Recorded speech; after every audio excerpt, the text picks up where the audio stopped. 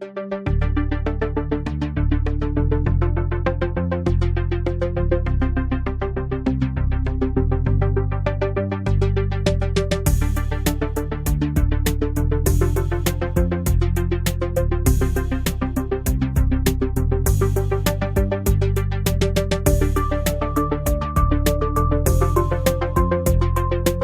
service or repair the seals, begin by removing the manifold. The manifold can be removed using an 8mm Allen wrench to remove the 2 hex socket head screws. To create separation between the manifold and crankcase, rotate the crankshaft until there is a gap between the manifold and crankcase.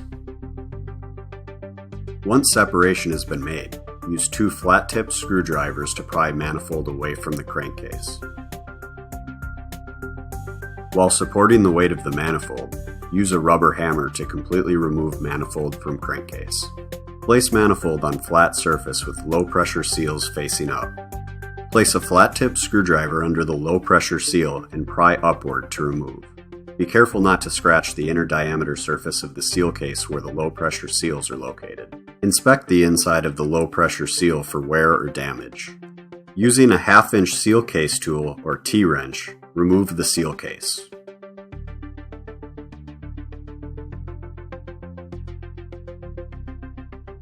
Inspect the seal case O-rings for cuts, nicks, or damage, and also the high-pressure surface of the seal case for scoring or damage.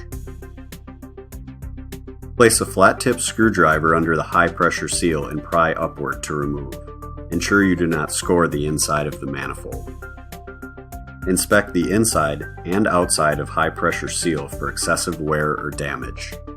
To install new seals, begin with the high-pressure seal. You will notice that one side of the high-pressure seal has a groove while the other side is flat. Before installing, apply a liquid gasket to outside surface of the high-pressure seal. With the flat side facing up, press the high-pressure seal into place.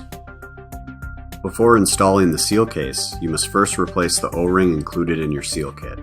Using a small screwdriver or pick, reach under the O-ring and remove from the groove. Then, slide off the seal case. Replace with the new O-ring included in the seal kit. Before reinstalling, apply liquid gasket to the O-ring on the seal case. Install seal case with the O-ring down into the manifold, and thread into manifold. Using your seal case tool or T-wrench, torque to specification. Next, install the low-pressure seal. The low-pressure seal contains a spring on one side. Install with the spring side facing down and press into place. Before reinstalling the manifold, be sure to replace the plunger retainer O-ring included in the seal kit. To access the O-ring, start by removing the nylon oil pan. Remove the 2-piece seal retainer with wick. If replacing the wick, the retainer can be pulled apart by hand.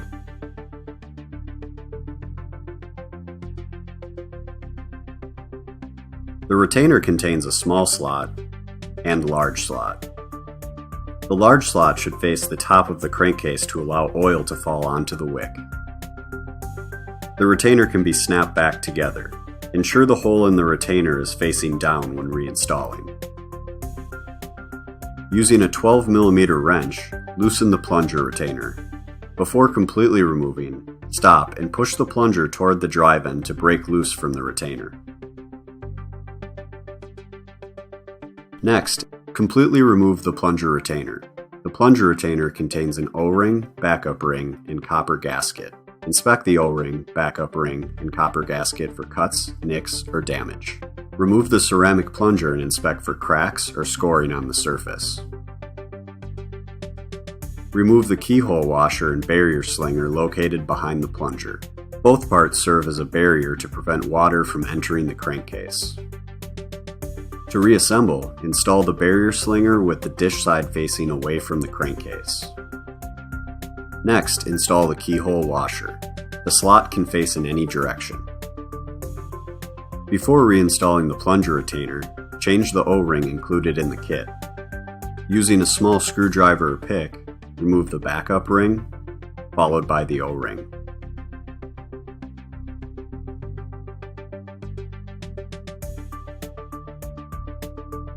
Replace with the new O-ring, followed by the backup ring.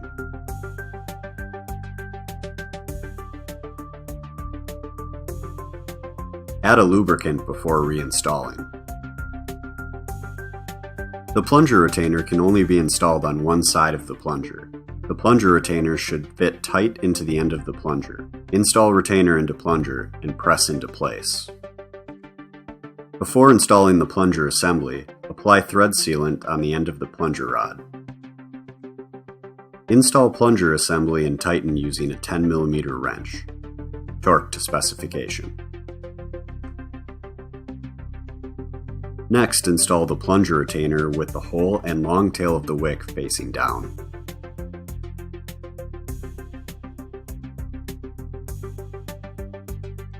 The oil pan has two tabs that rest in the crankcase.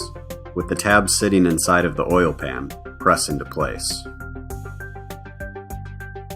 Before reinstalling the manifold, rotate the crankshaft so the outside two plungers are even at the furthest distance from the crankcase. Install the manifold by hand, ensuring even alignment. Finish installing using a rubber hammer to ensure manifold is flush to crankcase surface. Reinstall the two hex socket head screws. Tighten using an 8 mm Allen wrench and torque to specification.